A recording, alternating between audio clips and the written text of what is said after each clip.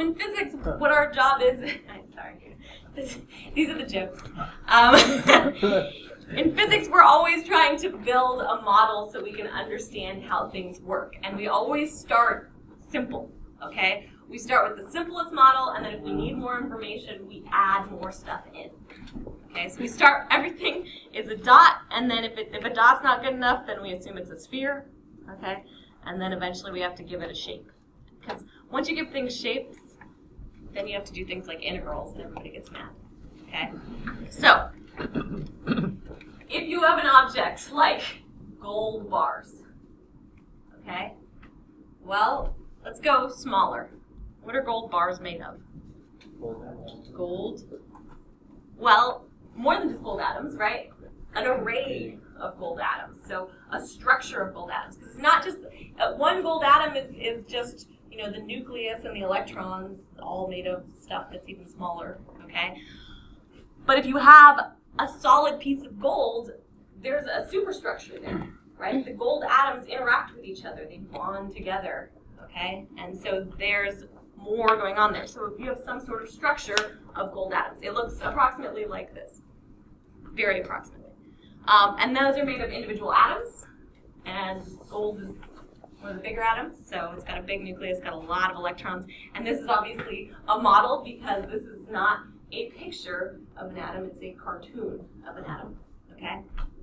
And then if you go down, you could get into the nucleus. And so that's made up of protons and neutrons, and then you can get even smaller, and this is that a proton or a neutron? I'm going to go proton. Up, down, down. These are quarks.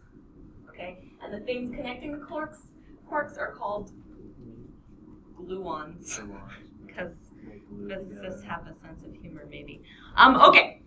So the nuclear model is pretty straightforward. You have a nucleus, there's protons and neutrons in it, they're made up of quarks. We don't have to worry about that for a pretty long time. And some of you never have to know what quarks are, although they do have cool names. You know? It's like top, bottom.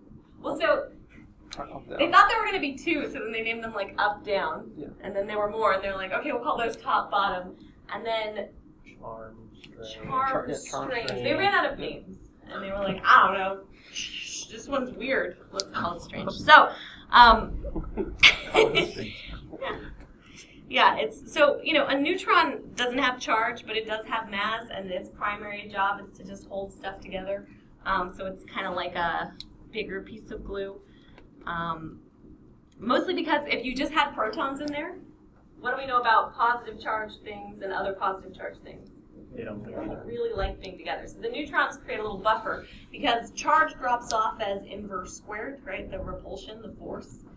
So that means if you have more space between your protons, it's less likely that they'll just blow apart because of the electromagnetic forces. But that's a side note. Okay. So when we look at the periodic table, it looks something like this. Okay?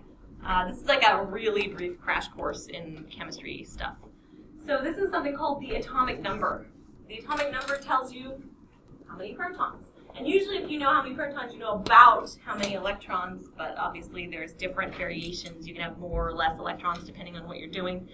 And this is the mass number, which is approximately the number of protons plus neutrons. So in this case, and that's just for like you just have a bunch of gold atoms, that's about what you're going to get.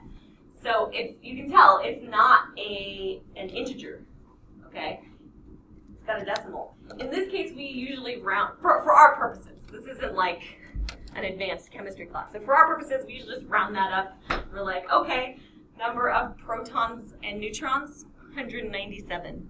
So these things are all set up so they're normalized. So if you just talk about an individual atom, obviously this is like a bulk measurement. We don't have a scale that easily measures the mass of an individual atom. But this is pretty much the mass of protons plus neutrons. Now why does it not include the mass of the electron? Yeah, they're a lot smaller, less massive than the protons and neutrons. So even if you include the mass, the electrons, it doesn't make that big of a difference in the total mass. Okay? So, okay. This is the mass number, this is the atomic number, this is on average the number of protons plus neutrons. You can round it, okay? This is the number of protons. Cool. Let's try our first clicker question.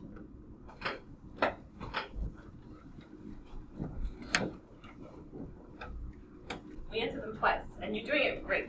The first time, you just answer using just your brain, okay, and whatever voices are inside your head. And then after that, I'll show you what the class put, like now. Ooh, everybody vote. So we'll display what we all thought. And then, mostly we think B. There's some notable exceptions. So then, we discuss, and you try to, if you saw that everybody put B and you didn't put B, maybe listen to why somebody put B, or tell them why they're wrong. Okay, so we'll spend about a minute, talk to the people around you. Shouting is acceptable, but try to keep it cordial. Better. So, what are we trying to do here? We're trying to figure out the number of neutrons, okay? This, 198, that's the number of neutrons and protons. And this number, 79, is the number of protons. So you just subtract 79 from 198. That should give you about 119. And remember, with all multiple choice questions, even if this didn't tell you 198, you want the best answer. So you would want to find the closest one to, like, if in this case, you'd get like 197, so it'd be like 118. 119 would be close enough. Okay. All right. So, just a side note, quarks. Some protons and neutrons are made of tiny, tiny, tiny particles. Here's our little quark periodic table. Okay. These are, speaking of units of mass, okay, this is the mass. This is a unit of mass. Mega electron volts over light. Mega electron volts divided by the speed of light squared. What equation does that come from? E equals MC squared. Yeah, it's E equals MC squared, right? E equals MC, like the most well-known physics equation, which isn't actually that useful because it's only for things that aren't moving, and most things are moving. So it's actually, if you really want a good answer, it's gamma MC squared, where gamma is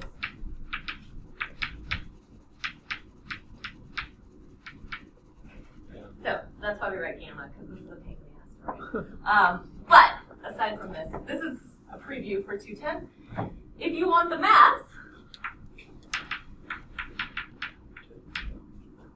electron volts is an energy. It's the amount of energy it takes the amount of voltage you have to put across to move an electron. I think it's like 1 centimeter. But yeah, that's how we get that unit. And it's a unit that's a very practical unit. There's a lot of things in physics where if you're not in a lab doing experiments, you'll be like, why are we doing it this way?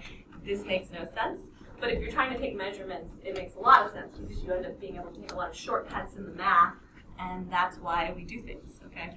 So that's a big side note. This is the charge. You'll notice the charge of an up quark is 2/3, okay?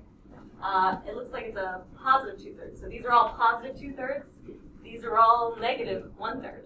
Okay, so quarks are like kind of mysterious, but the math for quarks is really, really nice. So up, down, sharp, strange, top, bottom. So for instance, here are some, well, one of these is a proton, one of these is a neutron. Okay? What should the charge be for a proton? Positive. Positive what? Positive 1. Positive 1. What should the charge be for a neutron? 0. 0. Okay? So we see 1 up, 2 down. So the charge, 2/3, right? Down is negative 1/3. So if you have 1 up and 2 down, It's a neutron. your charge is 0. This is a neutron. Okay? We have 2 up and 1 down. Well, 2 up is 1 1/3. Down is minus 1/3. Now you have a charge of plus 1. So now you know all about quarks. Cool. That's a neutron. That's we don't need to know this for this class. It's just in case I'm trying to show you the like the sexy physics for later, just to keep you sustained through the part where we just throw balls in the air and roll carts down ramps.